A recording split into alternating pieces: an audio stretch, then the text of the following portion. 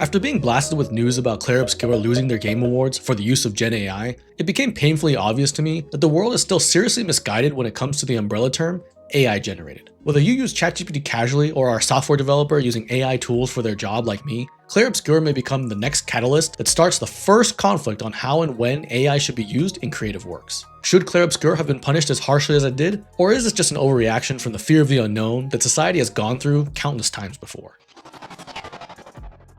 To say that AI has become the hottest new trend in the world would be a gross understatement. It has dominated the conversation for nearly every company's next business initiative, where managers and CEOs are throwing around the word AI like it's an upgraded version of 1,000 kids in an overseas factory when it comes to saving money. Actually, maybe they're right on that one.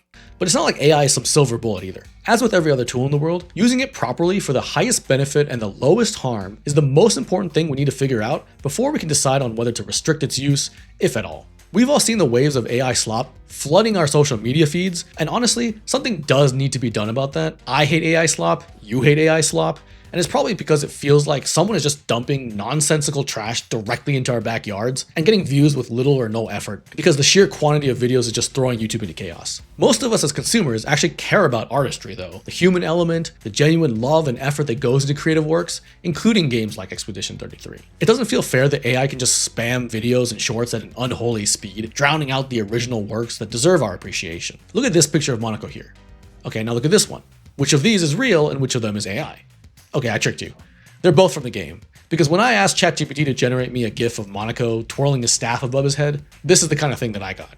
Now my point here is not that Gen AI sucks and that it can't do simple things like make a GIF of a character that we all know the name of. No.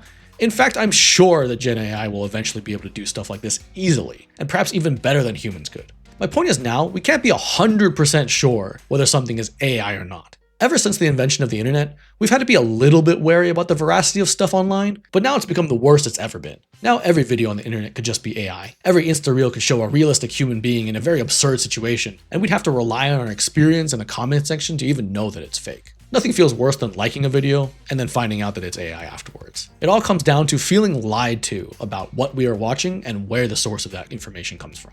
So what exactly did Sandfall Interactive, the creators of the game Clair Obscur, use AI for that deserves getting its awards revoked? Well, they used AI to generate assets early on in the development of the game, purely intended to be placeholders with the plan to replace them once the designs have been fully complete. And by assets, we're talking about things found in the environment like trees, rocks, houses, posters, and other environment textures. I don't think any of us could really know exactly what was AI and what was removed and to what extent that carried over into the finished product, but the Indie Game Awards had a strict no AI policy that ultimately disqualified Expedition 33 from the Game Awards. Now I hear you all shouting in the comments, justice for Sandfall. Well, let's first think about why we feel like defending Expedition 33, whereas we would literally spike an AI baby video into the ground with no hesitation. The answer at first might seem simple. Sandfall used a minimal amount of AI that they were fully intending to replace. They made a huge game with a relatively small team, and 99.9% of that art were concepts drawn by real people. Indie games too are exactly where AI tools should be used to fill in the gaps that larger companies don't have.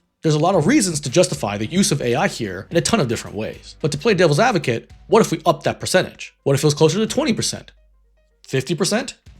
What if the entire background world was generated through AI, and the only thing that studio had done was draw the characters and then put them in the game? I can see you're getting a little more anxious now, right? Well, this is obviously not what happened, but imagine any other game in the future where the whole game was made through AI. All the animations, all of the characters, all of the background. When is it too much AI? The real answer here is not some arbitrary number. AI becomes a problem only when it starts to replace genuine artistry, not accentuate it by making things easier for the creators. If used correctly as an assistive tool, it can be used to make mundane tasks easier or faster, and stuff that costs weeks or months for an indie team like Sandfall could be done in a much easier time frame. The question of how much AI becomes irrelevant if the developers still manage to tell a compelling story without subtracting from our experience through the use of AI. I think it goes without saying, if you've played Expedition 33 like I have, there's an obvious love for the game and the environment that the developers had that was only emphasized by the emotional storytelling of our mission as expeditioners. It is still worth pointing out that if we were not so attached to the game emotionally for all these reasons, especially by the way our characters were written and the tragic circumstances in which the game took place, it's unlikely that the fans would rise up so strongly in its defense. That sort of passion is exactly the sort of thing that AI is missing when it comes to the spark of creation. So the question I'm asking is, did Expedition 33 use AI correctly? Here's where I want to get a little bit more technical with how AI works. At its core, LLMs are just a fancy way to turn human speech into understandable commands through the use of prompts to a computer. The prompt is the part that you actually type into the text box when you tell AI what to do. The type of model we use has a lot of different settings behind the scenes, which produces different kinds of results. For example, if you want the AI to take into account all of the previous commands that you gave it, you might give it more context for it to base its responses on. If I said, "Hey AI, turn this picture green," and I gave it a picture to use, then after it had done that, I said, "Hey, turn this red instead." If the AI was not given the context for the previous picture and it didn't have access to the file that I'd shared with it, it would not know to what I was referring to and simply not be able to complete the secondary prompt. On the other hand, with something more integrated like Claude Code AI, we can give Claude context like an entire code base before asking it to make a modification at a particular spot. Given this context, it will be able to find and make modifications with just the name of the file or a function itself. Context overall affects how smart the prompt will be when it's processing. The other important parameter to talk about is temperature. Temperature determines how interpretive you want the AI to be. So if you tell it, "Hey, write me an essay on the history of George Washington," it may give you a very factual and dry recounting from all the fact sheets it can find. Or, if you turn up the temperature, a very liberally creative poem about how George Washington crossed a river once. All this is just background to say, AI slop often uses the worst combination of these parameters. AI posters often use open-ended prompts, and in response, AI uses absolutely no context with the highest temperature, often leading to these block captions that talk about the biography of some character that appears in the video, with something absolutely absurdly different going on in the video itself. These prompts being so generic, it's a miracle that something comprehensive even comes out the other end. But I argue that the way to use AI is for simple, monotonous, and very large tasks that have a factual outcome. Something like, I don't know, please create a generic landscape using Unity so I can walk around with a character model. Notice how this requires little adjustment to account for context, and also has a product that is completely self-contained to a task. While context and temperature are completely different from giving a good prompt to an AI model, they can still influence exactly how we're getting an output that makes sense for the task we're trying to give it. Simple repetitive tasks are amazing uses for AI, as it's basically a quick start so you can build the main body of your work without building the floor underneath you for 30 years. And that's just the tip of the iceberg. Obviously, it is important for creators to actually go in and make adjustments and improvements where they're needed, but it's like if I told you to copy and paste this one wooden floorboard over and over a million times. Could you do it? Of course. Would that be a good use of your time trying to get a game out the door? Hell no.